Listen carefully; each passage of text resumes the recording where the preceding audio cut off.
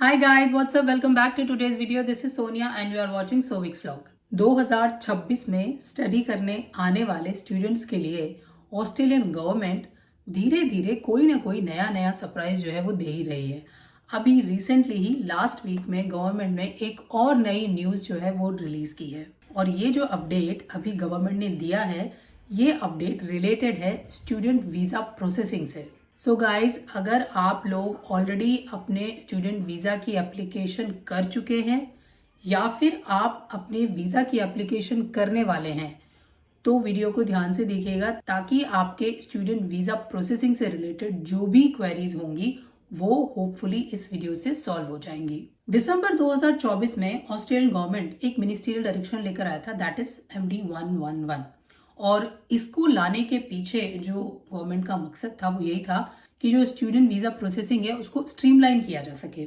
और एक्चुअली पहले क्या होता था MD 111 से पहले उसमें यह था कि भाई आपने किस टाइप की यूनिवर्सिटी में अप्लाई किया है। मान लीजिए अगर आपकी जो यूनिवर्सिटी वो ग्रुप 8 की यूनिवर्सिटी है, ठीक है, तो होता यह था कि भाई स्टूडेंट वीज़ा जो है वो मिलने के चांसेस भी स्ट्रांग होते थे और जल्दी ही वीज़ा भी मिल जाता था। लेकिन MD 111 के आने पर क्या हुआ कि उन्होंने प्रायोरिटाइजेशन कर दिया था, प्रायोरिटी लेवल बता दिए थे और ये डिक्लेयर किया था कि इररेस्पेक्टिव आपकी यूनिवर्सिटी कोई सी भी हो, यूनिवर्सिटी के बेसिस पर वीज़ा इशू नहीं होंगे बल्कि वीज़ा इशू होंगे यूनिवर्सिटी की सीट्स जो अलोकेट की गई हैं वो कितनी सीट्स भरी हैं उसके बेसिस पर। तो ये जो MD 111 था इसके चलते 2025 में जितनी भी स्टूडेंट वीज़ा की एप्लीकेशंस हुई और उनकी जो प्रोसेसिंग हुई उसका जो रिजल्ट गवर्नमेंट को मिला वो उन्हें काफ़ी सेटिस्फैक्ट्री लगा। और एक्चुअली ये सही भी था क्योंकि सारे स्टूडेंट्स तो देखिए ग्रुप 8 की यूनिवर्सिटी में स्टडी कर नहीं सकते, अदर यूनिवर्सिटीज भी तो है ना। तो इसी के चलते इसी चीज़ को और भी ज़्यादा अच्छे तरीके से इम्प्लीमेंट करने के लिए अब गवर्नमेंट लेकर आई है एक नई ministerial direction, that is MD 115। और ये जो MD 115 है ये अलाइन है with national planning level for international students 2026। यानी कि जो अभी गवर्नमेंट ने बताया था कि भाई 2026 में 2,95,000 इंटरनेशनल स्टूडेंट्स ही स्टडी करेंगे, ये उससे अलाइन है। प्लस साथ ही गवर्नमेंट ने एक लिस्ट रिलीज की थी यूनिवर्सिटीज के अलोकेशन की, तो ये उससे भी अलाइन है। लिस्ट अगर आप देखना चाहते हैं कि किस यूनिवर्सिटी को कितने इंटरनेशनल स्टूडेंट्स को लेने की परमिशन मिली है एट द मोमेंट, तो वो लिस्ट का जो लिंक है वो मैं डिस्क्रिप्शन बॉक्स में डाल दूंगी, आप लोग वो चेक कर सकते हैं। और ये जो लिस्ट अभी गवर्नमेंट ने रिलीज कर दी है लोकेशन की, ये सारी यूनिवर्सिटीज को, एजुकेशन प्रोवाइडर्स को, सबको दे दी गई है। और एजुकेशन प्रोवाइडर्स जो हैं वो प्रिज्म में अपना लोकेशन चेक कर सकते हैं। And if you wanted to know कि भाई किस यूनिवर्सिटी की कितनी सीट्स हैं तो आप लोग भी यूनिवर्सिटी से जो है कंफर्म कर सकते हैं। सो गाइस, सबसे पहला तो ये कि ये जो मिनिस्ट्रियल डायरेक्शन आई है 115 ये इम्प्लीमेंट हो गई है 14 नवंबर 2025 से। तो 14 नवंबर या 14 नवंबर के बाद से जो भी स्टूडेंट वीज़ा एप्लीकेशंस होंगी उनकी प्रोसेसिंग अब MD 115 के अकॉर्डिंग ही होगी। अब बात कर लेते हैं कि भाई MD 115 बेसिकली है क्या। तो देखिए MD 115 में गवर्नमेंट ने जो वीज़ा प्रोसेसिंग है उसको बेसिकली 3 लेवल में डिवाइड किया है, मतलब 3 प्रायोरिटी लेवल उन्होंने किए हैं, प्रायोरिटी लेवल 1, 2 एंड 3। और इन लेवल्स के अकॉर्डिंग ही अब स्टूडेंट वीज़ा की प्रोसेसिंग होगी। सो गाइज, जो प्रायोरिटी लेवल 1 है उसमें बताया गया है कि जिन यूनिवर्सिटीज़ का या जो एजुकेशन प्रोवाइडर्स हैं उनका अलोकेशन अगर 80% रीच नहीं हुआ है तो उन यूनिवर्सिटीज़ में या उन एजुकेशन प्रोवाइडर्स में की गई स्टूडेंट वीज़ा की एप्लीकेशंस को फास्ट तरीके से ट्रीट किया जाएगा, मतलब उनकी जो प्रोसेसिंग स्पीड होगी वो फास्टेस्ट होगी। प्रायोरिटी लेवल 2 में ये आ गया है कि जो भी एजुकेशन प्रोवाइडर्स हैं अगर उनका अलोकेशन 80% से ज़्यादा हो गया है लेकिन 115%, 115% से कम है, तो उस केस में तो उन एजुकेशन प्रोवाइडर्स के साथ की गई स्टूडेंट वीज़ा की एप्लीकेशंस जो हैं तो उनकी जो प्रोसेसिंग स्पीड है वो मीडियम होगी। और गाइस, जो तीसरा लेवल है उसमें यह है कि अगर एजुकेशन प्रोवाइडर्स जो हैं वो अपने अलोकेटेड सीट्स का टारगेट का जो है वो 115% रीच कर गए हैं, 115% हो चुका है, तो उस केस में जो स्टूडेंट वीज़ा प्रोसेसिंग की स्पीड होगी वो स्लोएस्ट होगी।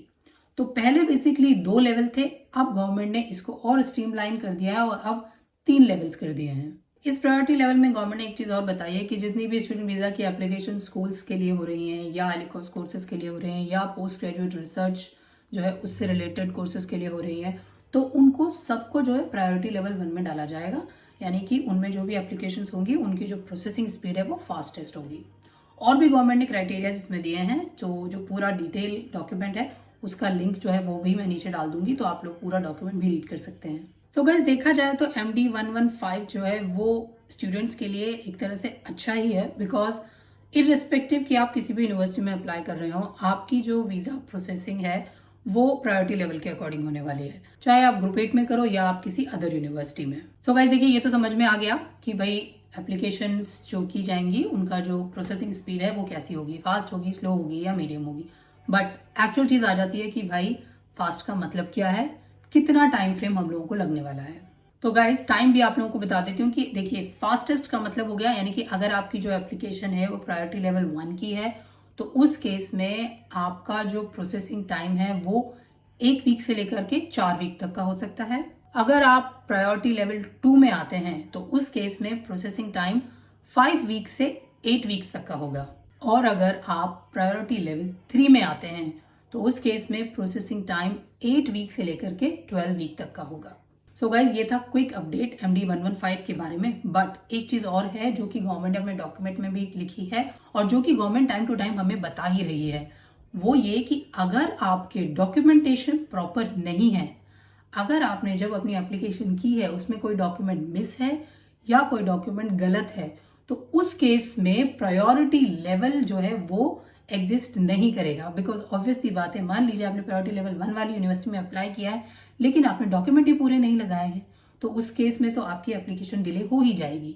तो आप किसी भी यूनिवर्सिटी में अप्लाई क्यों ना कर रहे हो, आपको अपनी तरफ से ये चीज टेक केयर करनी है कि आपको सारे डॉक्यूमेंट प्रॉपर लगाने हैं और सारे डॉक्यूमेंट लगाने हैं, कहीं कोई भी डॉक्यूमेंट आपका मिस नहीं होना चाहिए। एंड गाइस, मैंने एक वीडियो भी और रिलीज की थी जिसमें मैंने बताया था कि गवर्नमेंट ने एक डॉक्यूमेंट रिलीज किया है which is student visa integrity alert, जिसमें गवर्नमेंट ने क्लियरली बोला है कि अगर कोई भी फ्रॉड डॉक्यूमेंट होगा, चाहे वो आप इंडिविजुअल अपनी एप्लीकेशन कर रहे हो या वो किसी एजेंट के थ्रू किसी यूनिवर्सिटी में एप्लीकेशन की गई हो, तो उस केस में आपका वीजा जो है उसके रिजेक्ट होने के चांसेस बहुत ज्यादा स्ट्रांग होंगे।